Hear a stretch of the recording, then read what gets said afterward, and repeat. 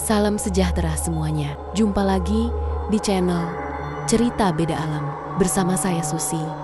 Dan saat ini kita akan memasuki dunia dengan kisah mencekam yang mungkin membuatmu memeriksa jendela atau sudut gelap di kamarmu. Sebelum kita mulai, pastikan lampu sudah redup, suasana tenang, dan jangan lupa perhatikan sekelilingmu karena cerita ini bukan sekedar dongeng. Terkadang ia terasa terlalu nyata. Tarik selimutmu erat-erat. Jangan lupa tekan dulu tombol like video ini. Nyalakan juga lonceng notifikasinya agar tidak ketinggalan cerita-cerita lainnya dari channel ini. Ingat, tidak semua suara malam berasal dari angin. Dan seperti apa kisah kali ini? Langsung saja kita masuk ke ceritanya.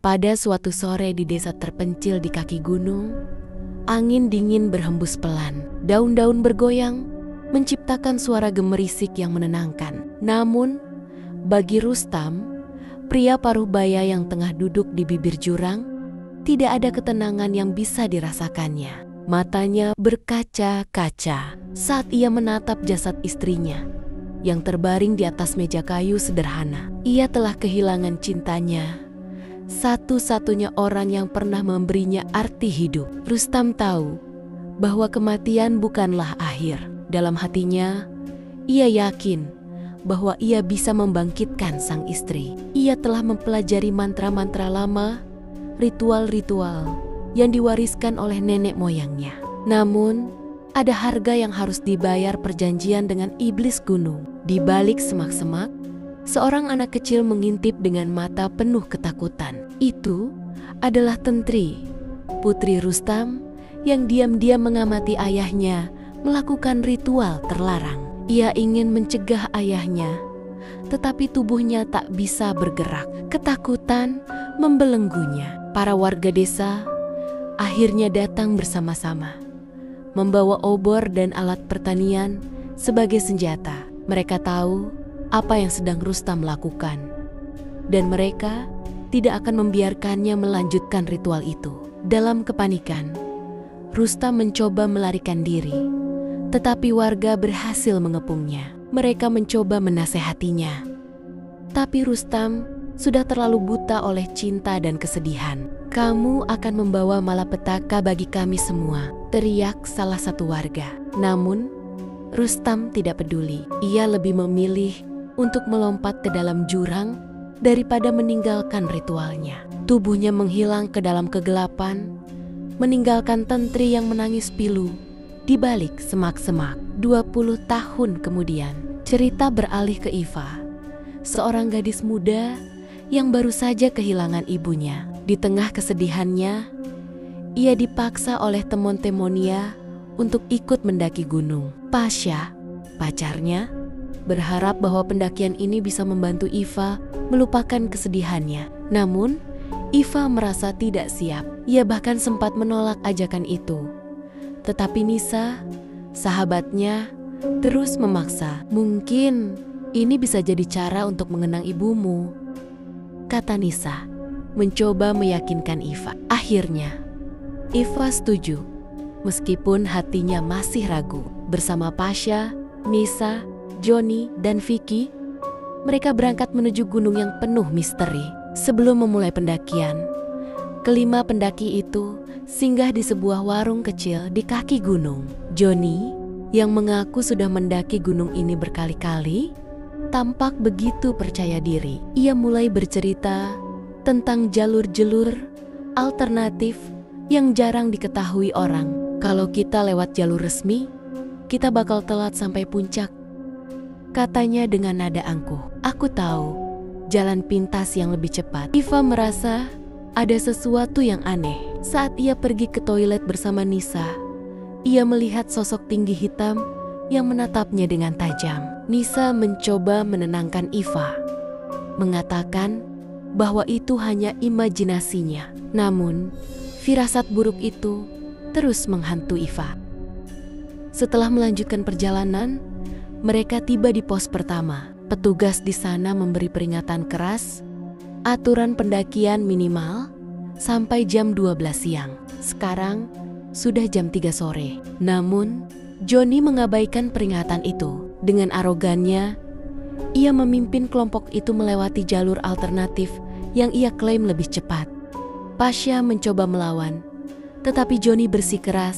Akhirnya, mereka semua mengikuti kemauan Johnny. Perjalanan semakin mencekam ketika mereka menemukan sebuah desa yang ramai penduduk. Johnny tampak puas dengan pilihannya, tetapi Vicky merasa curiga. Desa ini terlalu sunyi, terlalu sempurna. Tidak ada satupun warga yang berbicara atau tersenyum. Malam pun tiba, dan mereka memutuskan untuk mendirikan tenda. Vicky, yang kebelet minum kopi, pergi ke sungai untuk mengambil air. Namun, saat berbalik badan, ia melihat barisan kuburan tua di bawah pohon. Ia refleks meminta maaf kepada penunggu yang ada di sana. Sementara itu, Iva meminta Nisa untuk menemaninya ke sungai. Namun, karena ngantuk berat, Nisa menolak. Iva akhirnya pergi sendirian.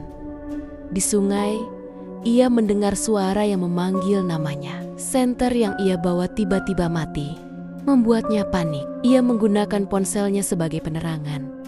Tetapi semakin jauh ia masuk ke hutan, semakin kuat firasat buruknya. Ketika Iva belum juga kembali, Nisa dan Pasha mulai menyadari bahwa ada yang tidak beres. Di tenda, Vicky tiba-tiba mengalami kerasukan. Ia menyerang Pasha dan Johnny, membuat suasana semakin kacau. Setelah berhasil mengikat Vicky di pohon, mereka menyadari bahwa mereka telah melanggar pantengan-pantengan penting. Pertama, Vicky mengencingi rumah penunggu gunung, kata Nisa. Kedua, ada yang datang ke sini dalam keadaan tidak suci. Mereka semua saling menuduh, tetapi tidak ada yang mengaku. Sementara itu, Iva menemukan sebuah gubuk di tengah hutan. Di dalamnya, ia bertemu dengan Tentri, seorang perempuan yang dipasung. Tentri memohon kepada Iva untuk dilepaskan, dan Iva tanpa curiga menurutinya. Namun, setelah bebas, Tentri mulai menunjukkan wujud aslinya. Ia adalah manusia setengah iblis, anak dari Rustam yang dulu melakukan ritual terlarang. Meskipun demikian, Tentri tidak menyakiti Iva karena merasa berhutang budi. Malam semakin pekat dan hujan deras mulai turun. Iva, yang dalam kondisi lemah karena dehidrasi, akhirnya menemukan sebuah goa untuk berteduh. Di dalam goa itu, ia merasa ada sosok lain yang mengamati gerak-geriknya. Suara tetesan air dari lenggit-lenggit goa bergema seperti detak jantung yang pelan namun menghantui. Iva mencoba menenangkan diri, tapi bayangan Tentri terus membayangi pikirannya. Di luar goa, Tentri berjalan dengan penuh kemarahan. Ia tidak hanya ingin membalas dendam kepada warga desa yang telah memasungnya selama bertahun-tahun, tetapi juga kepada siapapun yang melanggar aturan gunung. Baginya, para pendaki ini adalah ancaman bagi rumahnya, tempat di mana ia tinggal bersama kekuatan gaib yang menguasainya. Sementara itu, Pasha dan Nisa tiba di desa yang mereka temui sebelumnya. Namun, suasana desa itu kini berbeda. Rumah-rumah yang dulu ramai kini kosong dan terbengkalai. Bau busuk menyelimuti udara, dan suara-suara aneh terdengar dari balik pintu-pintu yang tertutup rapat. Ketika mereka memasuki salah satu rumah, mereka menemukan miat-miat yang tergeletak di lantai. Nisa menjerit ketakutan, sementara Pasha berusaha menenangkannya. Ini bukan desa yang sama, kata Pasha dengan suara gemetar. Kita harus segera keluar dari sini. Namun, saat mereka berlari keluar, mereka disambut oleh Tentri yang sudah menunggu di ambang pintu. Wajahnya yang setengah manusia, setengah iblis, membuat darah mereka berdesir. Tentri tersenyum mengerikan. Matanya berkilauan seperti api. Kalian semua akan membayar mahal atas apa yang kalian lakukan. katanya dengan suara serak. Pasha dan Nisa berusaha melarikan diri. Tetapi Tentri terlalu cepat. Dengan satu gerakan, ia mendorong Pasha ke arah jurang yang sama di mana Rustam dulu terjun. Pasha berteriak sebelum tubuhnya hilang ke dalam kegelapan. Nisa yang masih syok berusaha berlari kembali ke tenda, meninggalkan Pasha yang tak bisa diselamatkan. Sementara itu, Vicky yang sedang menjaga tenda mendengar suara-suara aneh di sekitarnya. Tenda yang tadinya diam bergerak-gerak, seolah ada sesuatu di dalamnya. Saat ia membuka resleting tenda, ia terkejut melihat Tentri duduk di dalam dengan senyum mengerikan. "Kenapa kau melakukan ini?" tanya Vicky dengan suara bergetar. Tentri tidak menjawab. Sebagai gantinya, ia menyerang Vicky dengan kekuatan yang luar biasa. Vicky mencoba melawan, tetapi tubuhnya terlalu lemah setelah insiden kerasukannya sebelumnya. Akhirnya, ia roboh tanpa daya. Di sisi lain, Johnny yang sedang mencari Iva menemukan gubuk tempat Tentri dipasung. Ia terkejut melihat pintunya terbuka dan tidak ada jejak Tentri di dalam. Saat ia hendak pergi, Tentri muncul di belakangnya. Dengan gerakan cepat, ia melemparkan pisau yang ia tangkap sebelumnya ke arah Johnny. Pisau itu menembus dadanya dan Johnny jatuh ke tanah dengan napas tersengal-sengal. Aku tidak melanggar pantangan apapun," kata Johnny dengan suara parau. "Itu tidak penting," balas Tentri dingin. "Kalian semua datang ke sini tanpa izin." Setelah membunuh Johnny, Tentri melanjutkan pencariannya untuk Iva.